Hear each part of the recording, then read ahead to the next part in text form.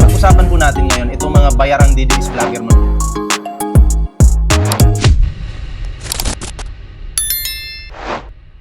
Talaga ako kay BBM, nakakahawa.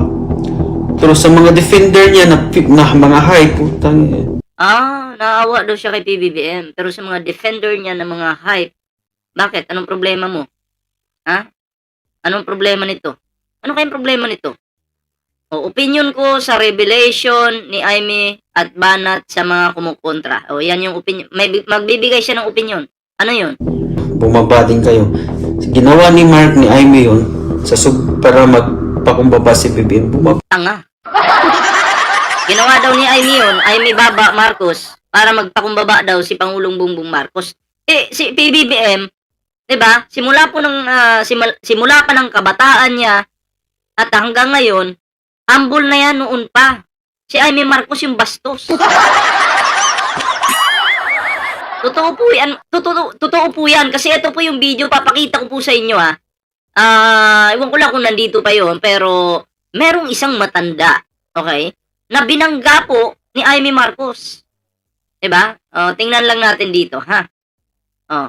Meron isang matanda na binangga po ni Aimee Marcos. At ito ay talagang hindi katanggap-tanggap to, no? Binangga po niya. Papakita ko po sa inyo yung pinagtatanggol ng mga tanga ngayon. Kung gaano kabastos etong Aimee Marcos na to. Okay? Walang walang audio siguro to. Okay, pero panoorin nyo. Panoorin nyo yan, ha? Bastos po si Aimee Marcos dito. Yung isang matanda, isang nanay, binangga. I don't know, si Marcos Sr. yata ito. Walang kaalam-alam si Marcos Sr. na ganun yung ginawa ni Aimee. Ito, panoorin nyo. Kita nyo yung tinulak yung matanda. Yan, ha?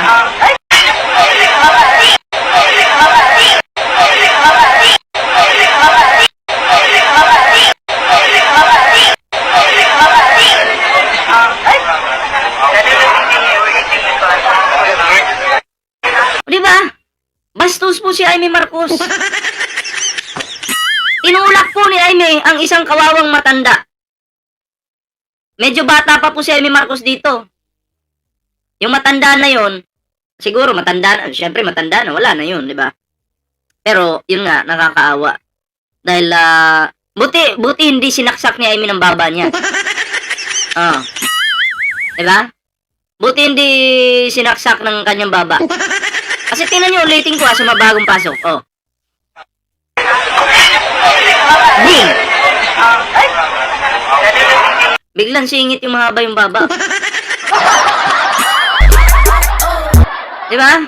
Anak ni Babalo yan. Dito na tayo. Focus na tayo dito sa kupal. Sobrang high. Pero kayong mga defender, kayong mga vlogger, masyado kayong high. Siyempre, masyado kaming high at wala kang magagawa. Yeah! Usap-usap, man! Ay na high kami sa pagbanat sa inyong mga putong lupang sinusuportahan. Yeah, yo! Pukin ang ina! Masyado kayong high. Pagbaba ni Marcos. Pagbaba? Bakit? Ano mangyayari pagbaba? Aakyat ka, ganun. Pagbaba, aakyat ka. Ganun ba yun? Good day. Good day. Di nagagalit sa'yo ang YouTube. Mga salitang dirty words. Solid na solid. Kaibigan ko po ang YouTube. Okay? Pagdating po sa YouTube, yan po ay tropa natin. Kamag-anak ko po yung may-ari ng YouTube. Shoutout po sa'yo, Angelica. Okay. Tuloy po natin. Tatahiin nyo rin ang sarili niyong bibig. Ay, tahiin na. Sino may pantahi dyan? Tahiin na natin yung sarili natin bibig. Grabe yung mga napapanood ko sa Facebook, balita. Napakatindi ng revelasyon ni Aimee. Napakabobo ni Aimee, na pinapaniwalaan mo dahil isa ka rin tanga. Maraming umiyak na mga loyalista ni... Maraming umiyak. Saan ba? Meron ka bang ebidensya? Siguro maraming maraming nagalit pero yung umiyak wala. Oh, kayo yung umiyak kasi hindi nakaupo. Hindi handa ang inyong Sara Lustay Duterte kasi handang-handa na sana maging presidente. Pumalpak. Wala pa rin. Baby M, si Larry ka doon nagwawala. Galit na galit. Sa totoo lang, nakakaawa si BBM. Nakakaawa ba? Mas nakakaawa ka. Kasi bakit? Naniwala ka sa isang, hindi kasi babalo eh. Mahaba yung baba. Dahil, sa ganyang edad mo, nauuto ka pa. Mas maawa kami sa'yo. Hindi dahil sa ginawa ng kanyang ate. Pero mararamdaman mo ang sinseridad at concern ni Amy sa kanyang kapatid. Kasi, Kung concern ka sa kapatid mo, bobo ka kasi. Kung concern ka sa kapatid mo, dapat hindi mo idinadaan sa ganyan. Pwede naman kayo mag-usap na kayo-kayong pamilya. Bakit ka magsasalita sa publiko tapos maninira ka? Si Sandro Marcos sinisiraan. O, para lang sa politika, maninira ka ng kapamilya mo. O hindi, concern ang tawag doon. Diba? Hindi concern ang tawag doon. Katangahan ang tawag doon. Oh, diba? Pagiging inutil ang tawag doon. kitang-kita naman talaga kasi na si BBM sa mga interview kung paano solusyonan ang mga problema, talagang blanco ang layo ng mga sagot niya. Blanco daw. Okay, so si PBBM po pala ay blanco. Okay? Nakakalungkot naman, no? Na tinawag mong blanco ang ating Pangulong Bongbong Marcos. So ang tingin mo ngayon si Sara Duterte ay hindi blanco. Okay? Eto na lang. Panoorin natin to kasi hindi. Naniniwala naman ako na si Sara Duterte ay hindi blanco. Okay? Naniniwala ako. Hanapin natin yung itok-itok niyan. Hindi ko makita yung itok-itok eh. Ha? Ito na lang. Putang ina ninyong lahat. Martin Romualdez, Lisa Marcos, Bongbong Marcos.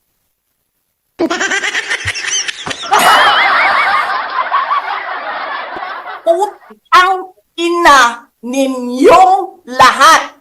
Martin Romualdez, Lisa Marcos, Bongbong Marcos.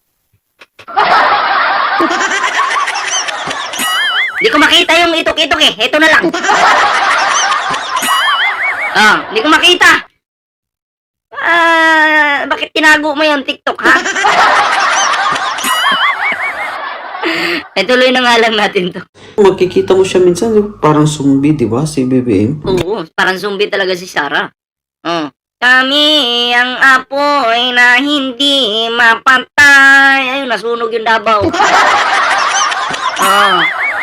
At kahit anong patay nila ng apoy sa Davao, hindi po mapatay-patay agad. At kawawa po yung mga kababayan natin doon. Diba? Dahil dito, kay Sara Duterte. Mukhang zombie na eh. Sabi mo yan, ha? Kaya para sa akin guys, tama lang yung ginawa ni Amy. Kahit naman sino, kung ikaw So, may tama talaga si Amy. Hindi tama yung ginawa.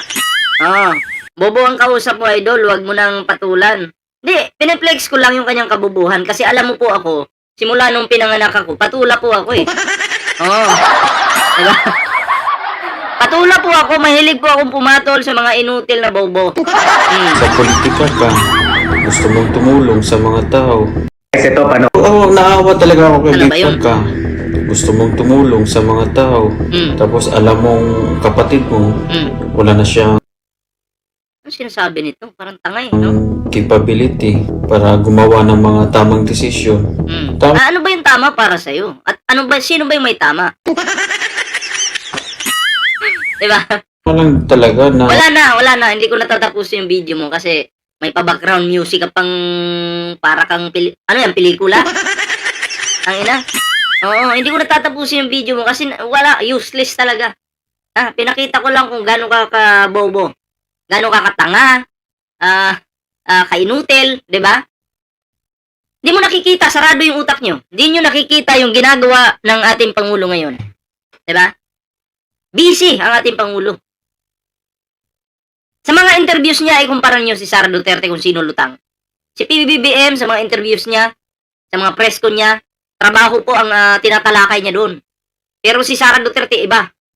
Pag nagsasalita, meron pa yung ano dito, yung ano ba yun, lalagyan daw ng cellphone. Tinalakay mo yung lalagyan ng cellphone. Anong pakinamin dyan?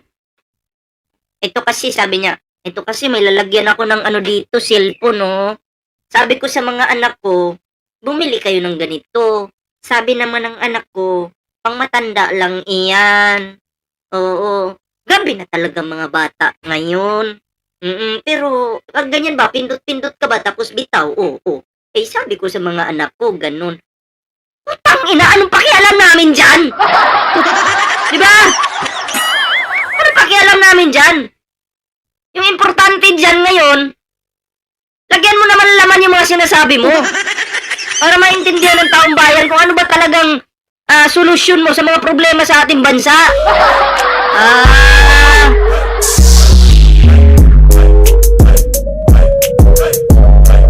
Diba?